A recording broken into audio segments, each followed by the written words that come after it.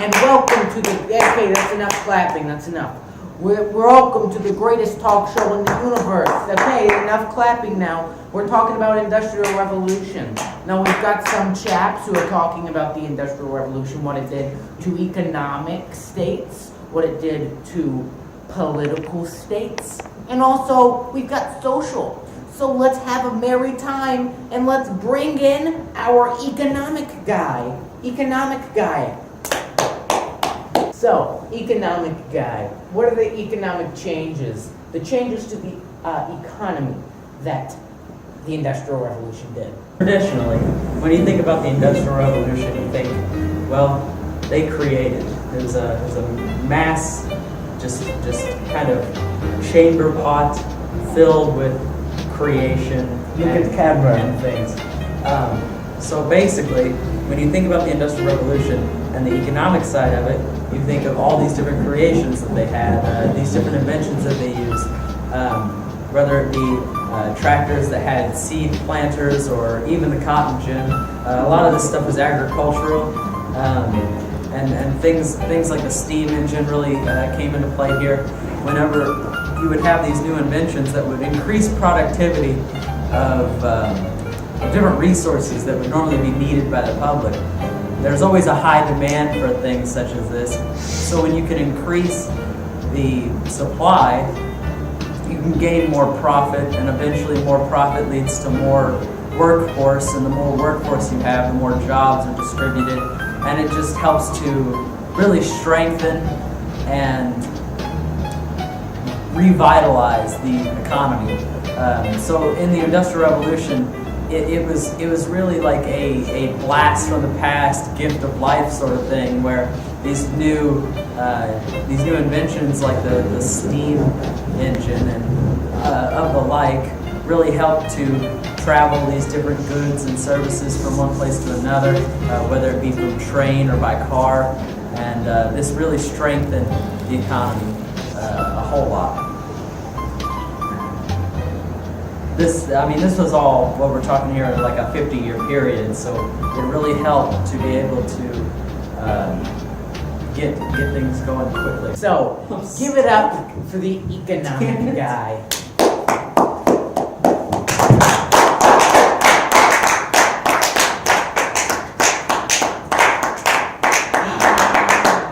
Okay, that's enough. Too many claps. Okay, yeah, I understand. I understand. I get it fully. Nice. That's enough. Let's bring in our social chap. Let's see what he has to say. Oh, shit.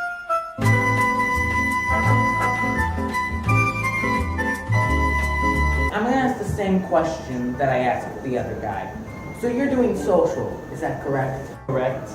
Okay. So, when the Industrial Revolution happened and it ended, what are the changes that it made to the social things?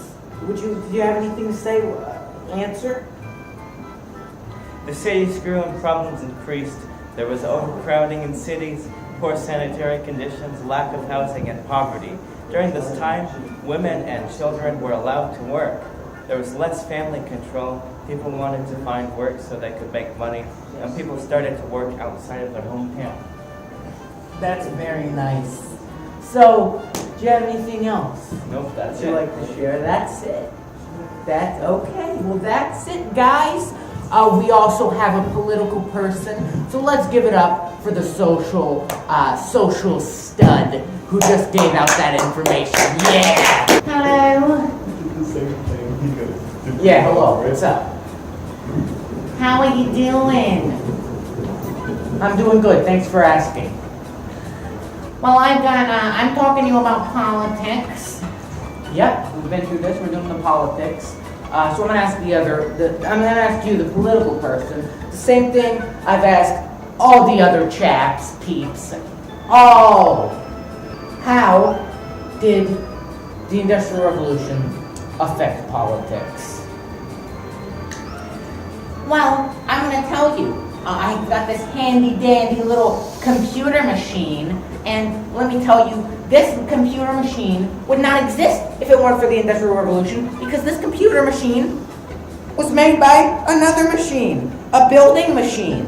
And in the Industrial Revolution, after that, machines were replacing people in production. So before the Industrial Revolution, this would have take 10 weeks to make by a person with their own meaty skin and bones in their hands, producing this computer machine. So anyway, let me get to the actual question that you asked about political changes.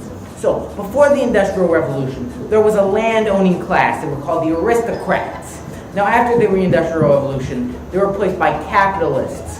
And you know, they were leaders of governments. After the Industrial Revolution, the right to vote for both men and women were expanded. Yeah, equality, everybody. Handed for equality thanks to the Industrial Revolution. Now I'm going to list off some new political forces that were made after the Industrial Revolution, or as a cause of the Industrial Revolution. So here we have middle class. They were created by the wealth of industrialization. Industrialists, of course. Without Industrial Revolution, there wouldn't be industrialists, liberalists, and of course, we have nationalists. So that's all I really have to say. Thanks for letting me be on the show for this Industrial Revolution special. The Industrial Revolution changed my life for the good and not the bad. Nothing wrong with it. Woo!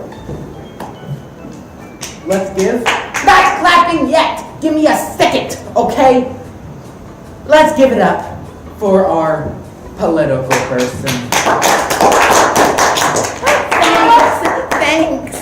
Bye.